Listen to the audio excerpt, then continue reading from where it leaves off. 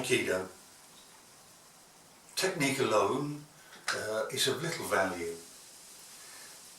It's best if you can study other arts, tai chi, fencing, yoga, learn meditation, imagery, even imagery, arts that will develop your mind as well as your body. So we can have a word such as namaste in yoga. Namaste.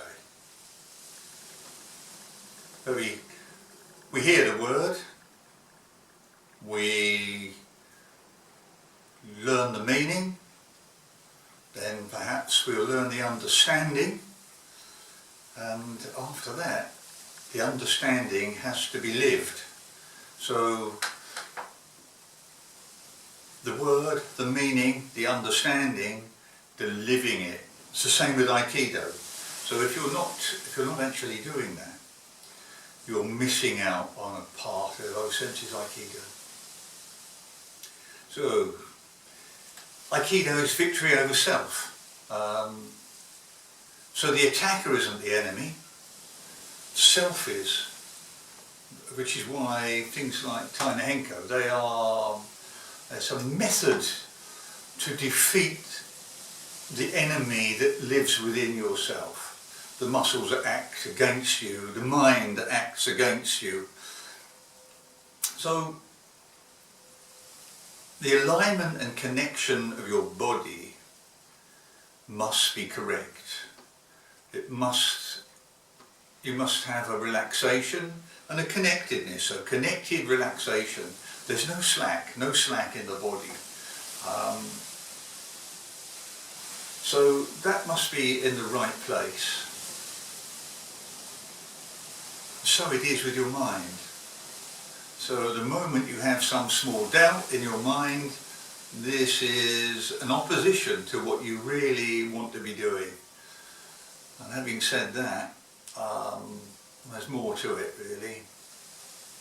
So when Osensi said, do not become the attacker, it's not that he wanted you just to be a nice person, but it puts you in a position of great power. Okay, this is when you're most powerful. Your body and mind are powerful because they are connected and they act as one. You need sensitivity. Sensitivity to discover the angle and direction of your attacker. If you're not sensitive, then you will interfere with their attack. And if you interfere with it, they will know what you're doing and they can change. So you need to work out where your attacker is willing to move. So remember, if you interfere with your attacker's intent, they will feel it and change. They'll change what they're doing. Don't use a strength that they can feel. You have a strength that can't be felt. You yourself do not feel it. So touch, I'll come back to that. Touch sends signals far quicker than the eyes can do.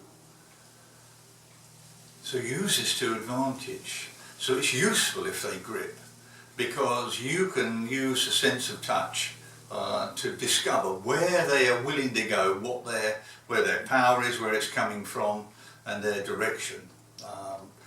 But you mustn't give the same information to them.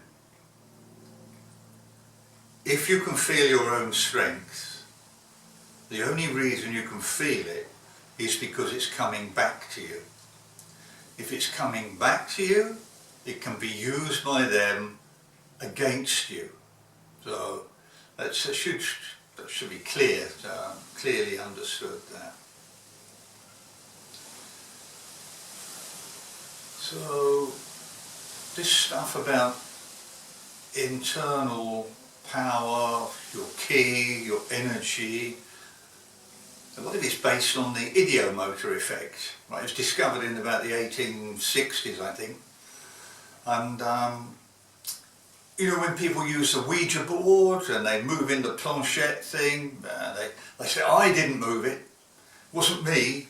No, I didn't move it either. But they did. It's just that they're incapable of feeling the muscles that were used to move it. And this is where your ki comes in, your extend ki comes in. The exercises that Toei used to do, the iron ring. Imagine the fingers make an iron ring and cannot be broken. They might be bent, but they can't be broken. And there's huge power in this without effort. And this is the ideomotor effect. This is where your muscles that you cannot feel join in with your intent. Better to say the word interested. The more interested you are in an unbendable arm, the more interested you are, the more the hidden muscles will engage and leave the major muscles out. The big muscles are left out of it and you're left with the muscles you cannot feel. So this is very, very useful, but it's difficult to do because it seems to be counterintuitive. We want to use our strength. But if we connect, relax, connect within, no slack, and put our interest in, if we act rather than think, then we will be much more powerful. So I finished by asking a question. What's the most powerful? What's the most effective? A hard grip or a soft grip? The answer might be obvious to you. Martial or not, it's the softness that will prevail. And this is what aikido has. But softness is not weakness. So softness is a winner. Softness is incredibly powerful. I mustn't rabid on, I must finish now, but if you hit your hand with a strong fist, this is yang against yang, masculine against masculine, okay? And the strongest will win, the strongest prevails. If we make this soft, the softness drives through the hardness, as though there's nothing there. And I'm sure that real aikido has got an element of that. It's only my opinion. There's a lot more to say, but I'll have to leave that to another time. Any questions? I'll be really pleased to try and answer them. Namaste.